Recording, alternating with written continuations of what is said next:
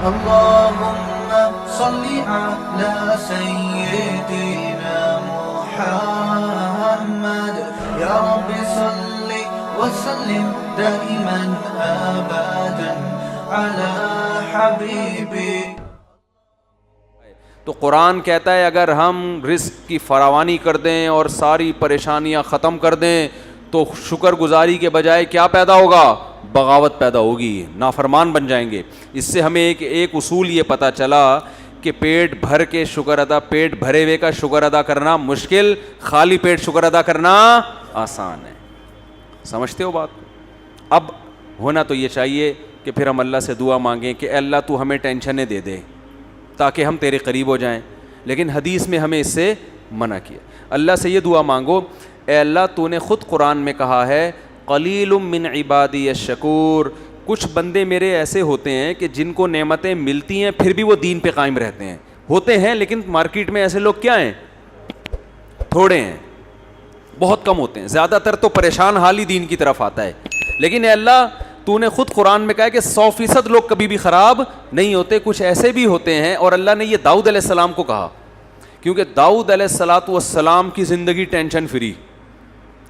داؤد علیہ السلام نے میدان جنگ میں جالوت کو قتل کیا نا، بڑی بہادری دکھائی، تو ٹینشن میں زندگی گزاری. ظاہر ہے انہوں نے ٹریننگ کی، جہاد کی، میدان جنگ میں جان ہتھیلی پر رکھ کر لڑے. تو اللہ کو آپ پر اتنا پیار آیا کہ اللہ نے آپ کو نبوت بھی دے دی اور بادشاہ بھی بنا دی اللہ نے آپ. اس کے بعد داؤد علیہ السلام کی ٹینشنیں کیا ہو گئیں؟ دولت کی ریل پیل اور حکومت، خلافت. تو قرآن کہتا ہے اے داؤد اللہ کا اب آپ نے شکر ادا کرنا ہے، ناشکری نہیں کرنی. ایسا نہ ہو کہ اب آپ کا لائف اسٹائل ہی چینج ہو جائے. پہلے آپ عبادت گزار تھے، دن میں روزے رکھتے تھے، رات کو تہجد پڑھتے تھے. داؤد علیہ السلام حدیث میں آتا ہے سب سے بہتر روزہ وہ ہے جو داؤد علیہ السلام رکھا کرتے تھے. پوری زندگی داؤد علیہ السلام نے ایسے روزہ رکھا ہے، ایک دن روزہ ایک دن ناغا، ایک دن روزہ ایک دن ناغا، پوری زندگی. کیوں یہ سب سے افضل روزہ کیوں ہے؟ اس لیے کہ روزے کا جو بنیادی مقصد ہے نا وہ اپنے جسم کو کمزور کرنا نہیں ہے. سمجھ رہے ہو؟ کیونکہ حدیث میں آتا ہے المؤمن القوی خیر من المؤمن الضعیف، طاقتور مومن کمزور مومن سے اللہ کو زیادہ محبوب ہے. اگر روزانہ روزے رکھ کے کمزور ہو جائیں گے تو پھر لڑے گا کون ہے بھائی؟ جہاد میں کیسے لڑیں گے؟ گھر بیوی بچوں کے حقوق کیسے ادا کریں گے؟ محنت کیسے کریں گے؟ یہ تو مسلمان تو ترقی میں پیچھے رہ جائیں گے نا. اور اگر اس چکر میں کہ کمزور نہ ہو روزہ ہی نہ رکھیں تو یہ بھی غلط ہے، کیونکہ صرف جسمانی طاقت نہیں چاہیے، ہمیں روحانی طاقت بھی چاہیے. اور روحانی کہاں سے آتی ہے؟ وہ تو روزہ رکھنے سے آتی ہے. روزہ آپ کو خواہشات سے کیا کرتا ہے؟ روکتا ہے. روٹی کھانے کا دل چاہ رہا ہے، نہیں کھا رہے آپ، تو آپ میں اپنے نفس کے خلاف ایک قوت پیدا ہوتی ہے. بھائی دنیا میں سب سے بڑا مسئلہ یہی ہے نا کہ جو دل چاہتا ہے بس کرنے کا سوچتا ہے انسان، اب قوت برداشت ہی ختم ہو گئی ہے نا. تو روزہ کا مقصد کیا ہوتا ہے؟ خواہشات پہ کنٹرول کرنا. علماء کہتے ہیں کہ اگر ڈیلی آپ روزہ رکھیں گے نا تو خواہشات پہ کنٹرول کرتے کرتے اسی کی عادت ہو جائے گی روزے کی، پھر زیادہ روٹی اور ان چیزوں کی طرف دھیان ہی نہیں جائے گا آپ کا. سمجھتے ہو؟ تو اس سے کیا ہوگا کہ جسم تو کمزور ہونا شروع ہوگا کیونکہ ڈیلی روزہ ہو رہا ہے، روحانی قوت اس طرح سے بڑھے گی نہیں کیونکہ آپ یوز ٹو ہو گئے نا، عادی ہو گئے آپ. تو وہ کہتے ہیں ایک دن چھوڑ کے روزہ رکھنے میں کیا ہوتا ہے کہ عادت پڑتی نہیں ہے روزے کی. جسم بھی کمزور نہیں ہوتا کیونکہ آج نہیں کھایا تو کل کھاؤ گے آپ، باڈی صحیح سیٹ رہتی ہے. لیکن ٹینشن اتنی ہوتی ہے نا کہ روزے کی عادت پڑتی نہیں ہے آپ کو. ایک دن رکھا ایک دن چھوڑ دیا، پھر دوبارہ رکھنا بڑا مشکل ہوتا ہے. بھائی رمضان میں ہم کنٹینیو رکھ لیتے ہیں نا، عادت 10-15 دن کے بعد تو ایسے عادت پڑتی ہے پتہ ہی نہیں چل رہا ہوتا. لیکن ایک دن رکھنا، پھر ایک دن چھوڑنا، پھر اگلے دن رکھنا، پھر اگلے دن، روٹین میں نہیں آتی یہ چیز. جو چیز روٹین میں نہیں ہوتی اس کا کرنا بہت مشکل ہوتا ہے. تو اس لیے حدیث میں آتا ہے سب سے افضل روزہ کون سا تھا؟ داؤد علیہ السلام. ایک دن روزہ ایک، اور آپ کر کے دیکھیں آدمی ہل جاتا ہے، وہ نہیں ہوتا، اس سے عادت ہی نہیں پڑتی نا اس کی. تو کیسے اللہ کی عبادت کرتے تھے؟ تو اللہ نے قرآن میں داؤد علیہ السلام سے کیا فرمایا؟ اعملوا آل داؤد شکرا. داؤد اور آپ کی آل، آپ کا خاندان، کیونکہ داؤد علیہ السلام کو جب حکومت ملی تو خاندان بھی غریبی میں فائدہ اٹھاتا ہے نا اس سے, ان کی بھی عزت ہوتی ہے, بھائی شاہی خاندان کے لوگ ہیں. تو اللہ کہہ رہا ہے کہ اے داؤد آپ نے اللہ کا شکر ادا کرنا ہے, ان نعمتوں میں پڑھ کے اللہ سے غافل نہیں ہونا. آگے اللہ نے کیا فرمایا, قلیل من عبادی الشکور, میرے بندوں میں بہت تھوڑے شکر گزار ہوتے ہیں. خالی پیٹ رہ کے مسائل میں گھرے ہوئے تو بہت ہیں جو مجھے یاد کرتے ہیں, خوش و خرم زندگی گزار کے بھی مجھے یاد کریں, ایسے بندے مارکیٹ میں کیا ہیں, شارٹ ہیں. تو اللہ سے یہ دعا نہیں کرنی چاہیے کہ اللہ تو ہمیں ٹینشنیں دے تاکہ ہم تجھے بھولیں نہیں. یہ دعا کرنی چاہیے, اے اللہ تو ہمیں داؤد علیہ السلام کی طرح نعمتوں میں ڈبو دے ہمیں, اور پھر ہمیں شکر کی توفیق بھی بولو عطا کر. وجہ کیا ہے, ٹینشنیں مانگنا یہ عبودیت کے خلاف ہے. ہم اللہ کے غلام ہیں نا, غلام بھیک مانگتا ہوا اچھا لگتا ہے, ٹینشن مانگتا ہوا اچھا نہیں لگتا. کوئی بھکاری آئے آپ کے گھر پہ اور آپ کو اس پہ ترس آیا اور وہ کہہ رہا ہے کہ ایسا کرو کہ میری جیب میں جو 50 روپے بھیک کے جمع وہ بھی نکال لو مجھ سے, میں چاہوں میرے اندر کانفیڈنس پیدا ہو, تو آپ اس کو بھکاری سمجھو گے؟ بھکاری تھوڑی سمجھو گے. تو انسان کے سامنے تو بھکاری نہ بنے, لیکن اللہ کے سامنے کیسا بنے؟ اللہ کے سامنے بھائی ہم تو بھکاری ہیں, ہماری کیا حیثیت ہے. حضرت ایوب علیہ السلام پر سونے کی ٹڈیوں کی بارش ہوئی ہے, حدیث میں آتا ہے سونے کی ٹڈیاں. حالانکہ اللہ نے ایوب علیہ السلام کو جب شفا دی نا تو بہت مال سے نوازا, ان کے اہل و عیال بھی لوٹا دیے, مال بھی دے دیا اللہ نے ان کو. تو اب سونے کی ٹڈیاں برس رہی ہیں. حضرت ایوب علیہ السلام نے ساری ٹڈیوں کو جمع کر رہے ہیں جھولی میں نا, ایک بھی نہیں چھوڑوں گا میں, اس کو بیچوں گا مارکیٹ میں جا کے, یا اس سے درم بناؤں گا, دینار بناؤں گا. اللہ نے حضرت ایوب سے کہا کہ ایوب ہم نے تو آپ کو مستغنی کر دیا, اس سے اتنی دولت دے دی, اب آپ ایسے جمع کر رہے ہیں. تو انہوں نے فرمایا اللہ میں تیری رحمت سے مستغنی نہیں ہوں. کوئی اور یہ بھیک دے رہا ہوتا نا, نہیں ہے بھائی, رکھا اپنے پاس. جیسے سلیمان علیہ السلام سے ملکہ سبا نے کہا نا کہ یہ ہدیے ودیے لے لو اور اب چپ کر کے بیٹھ جائیں, مجھے دوبارہ تبلیغ نہ کرنا. سلیمان علیہ السلام نے سارے گفٹ واپس کیے ہیں, کیونکہ انسان کی طرف سے آئے تھے نا. بادشاہ کو گفٹ مل رہا ہے ایک بادشاہ کی طرف سے بطور رشوت کے. ملکہ سبا کہنا چاہ رہی ہے کہ آپ دوبارہ مجھے تبلیغ کی کوشش نہ کریں, پیسے چاہیے یہ لیں, ٹھیک ہے نا. بھائی یار کیا ہو گیا, آپ لوگ یہاں کچھ ایسے دیکھ رہے ہوتے ہیں جیسے انہوں نے کبھی سلیمان علیہ السلام کا واقعہ سنا ہی نہیں. سلیمان علیہ السلام نے ملکہ, جلدی سے بتا رہا ہوں تاکہ بیان بس بہت لمبا ہو گیا, ختم کر رہا ہوں بیان. سلیمان علیہ السلام نے ملکہ سبا کو خط لکھا, ہدہد نے آ کے بتایا اتنی بڑی حکومت ہے, سورج کو سجدہ کرتی ہے. سلیمان علیہ السلام نے ملکہ سبا کو ہدہد کے ذریعے خط بھیجا, اللہ تعالی علیہ واتونی مسلمین. ان شارٹ بات کہ بسم اللہ الرحمن الرحیم, اس اللہ کے نام سے جو بڑا مہربان نہایت رحم کرنے والا ہے. انہو من سلیمان, سلیمان کی طرف سے یہ خط ہے. اللہ تعالی علیہ, سرکشی مت کرو, واتونی مسلمین, بندی بن کے چلی آؤ. وہ ایک دم ڈر گئی, بھائی یہ کون سا انداز ہے بھائی, یہ تو بہت ہی کوئی پاورفل بادشاہ ہو تو اس اسٹائل میں بات کرے گا نا. بھائی کمزور آدمی تو پوری کتاب لکھ کے بھیجے گا, پھر ایکچولی کہے گا ایکچولی میں آپ سے یہ کہنا چاہتا تھا. ایکچولی جیسے ہم امریکہ سے جب بات کرتے ہیں تو ہم کیسے بات کریں گے, سر پلیز آپ دیکھیے تھوڑا سا بجٹ ہمارے لیے بھی کچھ رکھیں, ایکچولی ہمارے یہاں غربت بہت ہے, ہم بڑی لمبی چوڑی بات کریں گے نا. لیکن انسان کا پاور ہوتی ہے پھر اس کا اسٹائل کیا ہوتا ہے, چینج ہوتا ہے. جیسے وہ ایک آدمی نے کسی کو چاقو دکھایا کہ تیری جیب میں جو کچھ ہے نکال لے, اس نے بندوق نکال لی. اب کچھ کہنے کی ضرورت نہیں ہے, مطلب اب تیری جیب میں جو کچھ ہے اور اگر بندوق جیب میں نہ ہوتی تو وہ کیا کر رہا ہوتا ہے, ایکچولی دیکھیں میرے چھوٹے چھوٹے بچے ہیں یار, میرا ابھی موبائل میں نے خریدا, یہ لمبی چوڑی بات کر رہا ہوگا. تو سلیمان علیہ السلام چونکہ پاورفل تھے تو ملکہ سبا بھی پاورفل تھی, لیکن سلیمان علیہ السلام جتنی نہیں تھی. سلیمان علیہ السلام نے لیٹر بھیجا, اللہ تعالی علیہ, سرکشی مت کرو, وہ اتونی, آ جاؤ, مسلمین, فرما بردار بن کے. تمیز سے باقی ڈسکس ہم کھانے پہ کریں گے, ڈنر پہ ہم بات چیت کریں گے کہ میں نے آپ کو بلایا کس سلسلے میں, ٹھیک ہے نا. تو وہ سلسلہ یہ ہے کہ آپ سورج کی عبادت چھوڑ دو, توحید پہ آ جاؤ. مجھے اللہ نے پیغمبر بنا کے بھیجا ہے اسی کام کے لیے, اسی سلسلے میں میں نے آپ کو بلایا تھا, سمجھتے ہو. تو ملکہ سبا کو اندازہ ہوا کہ بھائی یہ تو بڑا عجیب انداز ہے ان کا. تو ملکہ سبا نے کیا سوچا کہ شاید ان کو پیسوں کی لالچ والچ ہو, تو میں اتنے قیمتی گفٹ ان کے پاس بھیجتی ہوں کہ دوبارہ اس قسم کا لیٹر نہیں بھیجیں گے. جیسے کراچی میں جب بھتہ خوری چل رہی تھی نا, تو کسی بدماش کا دکان پہ فون آتا تھا, اتنے پیسے لے کے فلاں جگہ پہنچ جا. وہ پہنچ جاتا تھا بیچارہ تھیلا لے کے, سر یہ ہے آئندہ میں خود ہی پہنچا دیا کروں گا, آپ فون کرنے کی زحمت نہ فرمائیں. تو ملکہ سبا یہ سمجھی کہ شاید یہ بھی معاذ اللہ لالچی ہیں, ان کو پیسے ویسے چاہیے. تو جب وہ آئے نا ہدیے ودیے کروڑوں روپے کے ہدیے لے کر, تو سلیمان علیہ السلام نے یہ نہیں ایوب علیہ السلام کی طرح سارے ہدیے جمع کر لی, لاؤ بھائی شاباش بھائی گودام بھرے بھائی, چل گودام کا دروازہ کھول مال لوڈ کر. ایوب علیہ السلام تو یہی کر رہے تھے نا کہ وہ چادر میں ساری ٹڈیاں جتنی بھی گری ہیں کہ ایک بھی نہ رہ جائے, ساری جمع کرو, ایک بھی نہیں چھوڑوں گا. تو سلیمان علیہ السلام بھی تو یہ کر سکتے تھے نا کہ بھائی سارا مال جمع کرو, نہ کیونکہ وہ انسان کی طرف سے تھا نا, اور بادشاہ کی طرف سے تھا, ایک ملکہ کی طرف سے اپنی دھونس جمانے کے لیے.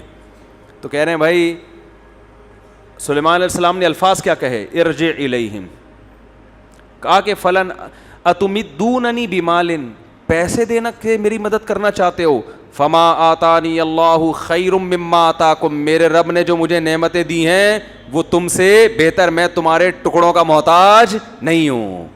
دیکھو انسان جب انسان سے بات کرے تو اس اسٹائل میں بات کرے, بڑوں سے نہ شروع کر دیں, ابا سے کہیں ابا آپ کو پیسے دے رہے ہیں, ابا میں آپ کے ٹکڑوں کا, چھوٹوں کی اپنے جیسوں سے. جو محبت سے گفٹ دے رہا ہوں وہ تو ٹھیک ہے, لیکن جو دھونس جمانے کے لیے دے رہا ہوں نا, تو خریدنے کے لیے آپ کو اس کے ساتھ یہی اسٹائل ہونا چاہیے. ابے اللہ نے ہمیں بہت کچھ دیا ہے, تمہارے ٹکڑوں کے محتاج نہیں ہیں, سمجھتے ہو. تو سلیمان علیہ السلام نے کیا فرمایا, ما آتانی اللہ خیر مما آتاکم, میرے رب نے جو مجھے دیا ہے وہ تمہاری نعمتوں سے بہت زیادہ, بل انتم بہدیتکم تفرحون, اصل بات یہ ہے کہ تم اترا رہے ہو, دھونس جمانا چاہ رہے ہو کہ ہمیں اتنا ہمارے پاس ہے, شو بازی میں آئے ہوئے ہو. پھر کہنے لگے ارجع الیہم, قاصد سے کہا واپس چلا جا آرام سے, اور اب خط نہیں آئے گا, اب خط نہیں آئے گا. فَلَنَأْتِيَنَّهُمْ بِجُنُودٍ لَا قِبَالَ لَهُمْ بِهَا, اب لشکر آئے گا, اور ایسا لشکر لے کے ملک سبا پہ حملہ کروں گا کہ یہ اس کا مقابلہ نہیں کر سکتے. وَلَا نُخْرِجَنَّهُمْ مِنْهَا أَذِلَّةً, سب کو رسوا کر کے ملک بدر کر دوں گا میں. وہ ڈر گئی بھائی, یہ پیسوں کی لالچی نہیں ہے. تو یہ جو انداز سلیمان علیہ السلام کا تھا یہ تکبر نہیں ہے, اس کو کہتے ہیں استغنا, کہ مخلوق کے سامنے بھکاری پن نہیں دکھانا. اور ایوب علیہ السلام کو ٹڈیاں جو دے رہی تھی ملکہ سبا نہیں دے رہی تھی, وہ کون دے رہا تھا, وہ آسمان سے گر رہی تھی اللہ کی طرف سے, تو ساری جمع کر رہے ہیں. تو اللہ نے کہا کہ اے ایوب کیا ہم نے آپ کو مستغنی نہیں کر دیا, ہم نے تو بہت دولت دی آپ کو. تو ایوب علیہ السلام نے کہا اللہ میں تیری رحمت سے مستغنی نہیں ہوں, جتنا دے میں بھکاری ہوں. اب بھکاری کو آپ پیسے نکال کے دیتا رہو نا, 6 مہینے کھڑا رہے گا, جائے گا نہیں وہاں سے, بلکہ جتنا دو گے نا کہے گا اور دے دو. تو اللہ کو مخلوق, ہم سب فقیر ہیں اللہ کے در کے, تو اللہ کے سامنے یہ کہ میں کیا بھائی, جو کچھ دیا اللہ نہیں دیا تمہیں تو اور دے دو. موسیٰ علیہ السلام نے بھی یہی موسیٰ علیہ السلام کے ساتھ بھی ہوا. موسیٰ علیہ السلام نے جب 2 بچیوں کو پانی پلایا کنویں پہ, مسافر تھے, کوئی قسم پرسی کی حالت میں تھے, نہ کوئی ٹھکانہ ہے, نہ کھانے کا انتظام, نہ کوئی ملازمت, تو 2 لڑکیوں کو پانی پلایا. تو اب ان کے دل میں خیال ہوا کہ اگر ان میں تھوڑی سی حیا ہوئی, غیرت ہوئی, تو ہو سکتا ہے یہ اپنے والد سے بتائیں اور والد مجھے اس کی اجرت دے دیں, پیسے دے دیں. بہت اہم ٹیکنیکل پوائنٹ ہے, اس کو سمجھیں کہ ہو سکتا ہے ان کے ابا میرے لیے کوئی پیسوں کا اجرت دے دینا کہ تم نے میری بیٹیوں کی خدمت کی ہے. امکان تھا نا.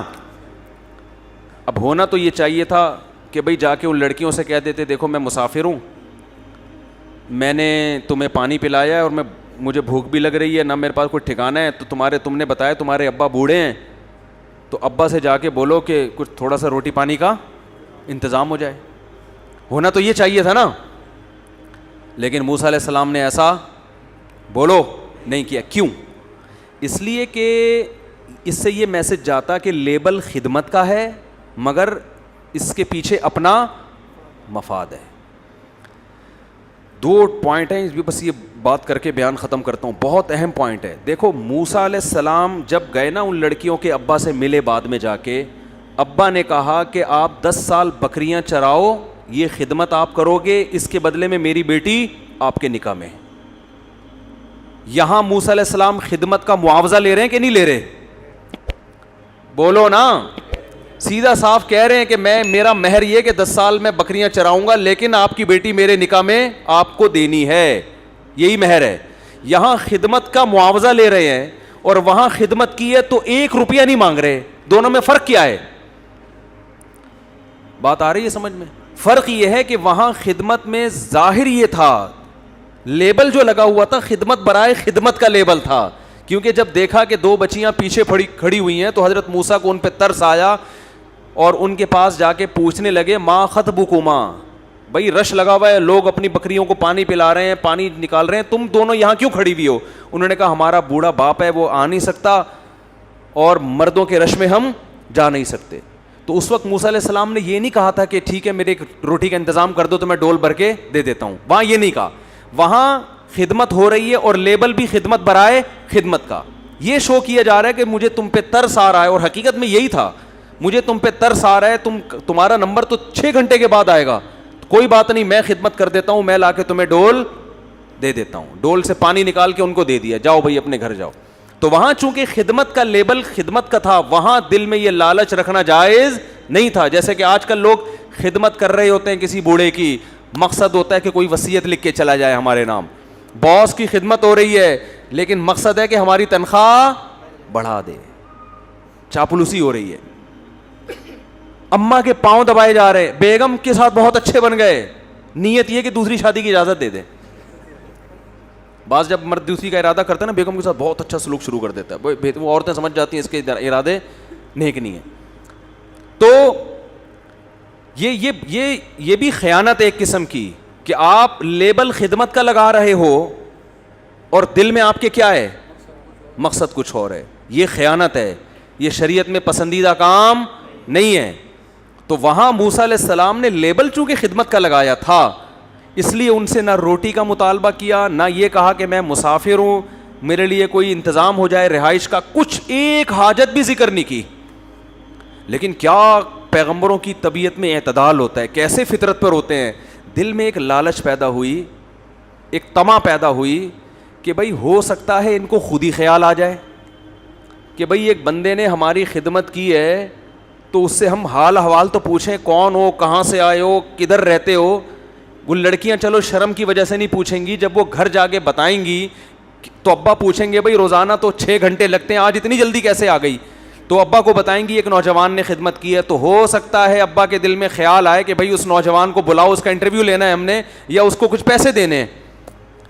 یہ ساری چیزیں حضرت موسیٰ کے دماغ میں پیدا ہونا شروع ہوئی, مگر ان لڑکیوں سے نہیں کہہ رہے. مگر اب یہ بھی نہیں ہے کہ جب حضرت موسیٰ کے دل میں یہ خیال آیا تو اللہ سے بھی نہ کہیں, نا نا نا نا, ہاتھ اٹھا کے اللہ سے دعا مانگنا شروع کر دی کہ اللہ میرے دل میں یہ خیال تو آ رہا ہے کہ شاید یہ مجھے بلائیں, ان کے والد صاحب کوئی پیسے ویسے دے دیں مجھے, اس کے اجرت دے دیں تاکہ میرے لیے 1-2 وقت کی روٹی کا انتظام ہو جائے, ٹھکانہ مل جائے. تو اے اللہ میں ان سے تو نہیں کہہ رہا, کیونکہ پھر ان کے دل میں یہ وسوسہ آ سکتا ہے کہ یہ اس خدمت کے پیچھے معاذ اللہ لالچ تھی, جبکہ میری خدمت کے پیچھے کوئی لالچ نہیں تھی. لیکن اگر جو میرے دل میں خیال پیدا ہو رہا ہے نا, تو اس خیال کو حقیقت میں اگر تبدیل کر دے تو مجھے اس پر کوئی اعتراض نہیں ہے. تبھی دعا مانگی. ثم تولی الی الظل, قرآن کہتا ہے درخت کے سائے کے نیچے آئے اور اللہ سے دعا مانگ. جب بچیوں کو پانی پلایا نا لڑکیوں کو, تو فوراً درخت کے نیچے آ کے کھڑے ہو کر کہنے لگے ربی انی لما انزلت الی من خیر فقیر, اے اللہ تو نے اگر میری طرف کسی خیر کے نازل کرنے کا ارادہ کر لیا ہے تو میں اس کا فقیر ہوں, محتاج ہوں, اپنے فیصلے سے پیچھے نہیں ہٹنا. ٹھیک ہے نا, کیا زبردست بلاغت ہے قرآن کی, اور پیغمبر کیسے اعتدال پر ہوتے ہیں. اللہ سے مستغنی, آپ نے بھی اگر کسی کی خدمت کی نا اور آپ کو یہ خیال آ جائے کہ شاید پیسے دے دے اور آپ محتاج بھی ہو, اس سے نہیں مانگو, مگر اللہ سے کہہ سکتے, اللہ سے آپ ضرور کہو, اللہ سے تھوڑی مستغنی ہے. تو اللہ نے آپ کی دعا ایسی قبول کی کہ ان کے والد نے تو کہا تھا, بچیوں کو بھیجا کہ جاؤ اس نوجوان کو ہم اجرت دینا چاہتے ہیں. والد بھی یہی چاہتے تھے ان کو اس کے پیسے دیں, غیرت مند تھے نا, بھئی ایک نے خدمت کی اگرچہ بغیر اجرت کے کی ہے لیکن ہم بغیر اجرت کے خدمت نہیں لیتے, ہم معاوضہ دیتے ہیں. یہ غیرت مند ہونے کی علامت ہوتی ہے. اور جو بے شرم ہوتے ہیں ایک نمبر کے, وہ مزدوروں سے ڈبل کام لیتے ہیں اور پیسے جو اس کی اصل بنتی ہے نا وہ بھی کم وقت 2 مہینے ڈیلے کر دیتے ہیں. ایسے بھی مارکیٹ میں آپ کو بے شرم ہول سیل کے حساب سے ملیں گے. ادھر موسیٰ علیہ السلام کے جو سسر تھے وہ فری کی خدمت کے بھی کہہ رہے نہیں, فری میں نہیں بلکہ اس کا معاوضہ دوں گا. اور یہاں پہلے بتاتے ہیں تمہاری یہ دہاڑی ہے, کام اس سے زیادہ لیتے ہیں اور ٹائم پہ اجرت نہیں دیتے. تو یہ غیرت کے بالکل الٹ ہو گئے کہ نہیں ہو گئے؟ تو اب بتاؤ کون سا اچھا ہے, بے غیرت بننا اچھا ہے یا غیرت والا بننا اچھا ہے؟ جب غیرت والے بنو گے نا تو اللہ کے وہ معاملات ہوں گے جو موسیٰ علیہ السلام کے ساتھ ہوئے اور ان کے سسر کے ساتھ ہوئے. پھر غیب سے اللہ کی مددیں ایسے ہوتی ہیں. تو حضرت موسیٰ علیہ السلام گئے ہیں, ان لڑکیوں نے کہا کہ بھائی ہمارے والد آپ کو اجرت دینا چاہتے ہیں. اور وہ اجرت جب پورا انٹرویو ہوا تو حضرت وہ جو انہوں نے تو کہا میں اپنی ایک بیٹی آپ کے نکاح میں دینا چاہتا ہوں. پورا گھر کا انتظام ہو گیا کہ نہیں ہو گیا بھائی, شادی بھی ہو گئی, ملازمت بھی مل گئی, بھی بکریاں چرانی ہے, کھانے پینے کا بھی انتظام, بیگم بھی مل گئی, مسافر کو اور کیا چاہیے بھائی, سارے انتظامات ہو گئے. کیوں؟ دعا بڑی تگڑی مانگی تھی. تو میری بھی یہ عادت ہے, مجھے بھی کبھی کہیں کچھ ایسا امید ہو نا کسی بھی معاملے میں تو میں یہ دعا لازمی پڑھتا ہوں, ربی انی لما انزلت الی من خیر فقیر. اس کو یاد کر لیں, کہیں آپ کو امید ہو نا کہیں سے کچھ ملنے والا ہے آپ کو, تو آپ اور اس سے کہنا نہ چاہ رہے ہو آپ, تو پھر اس سے نہ کہیں, لیکن اللہ سے, اے اللہ اگر اس کے دل میں خود ہی خیال آ جائے تو میں تیری رحمت کا بہرحال محتاج.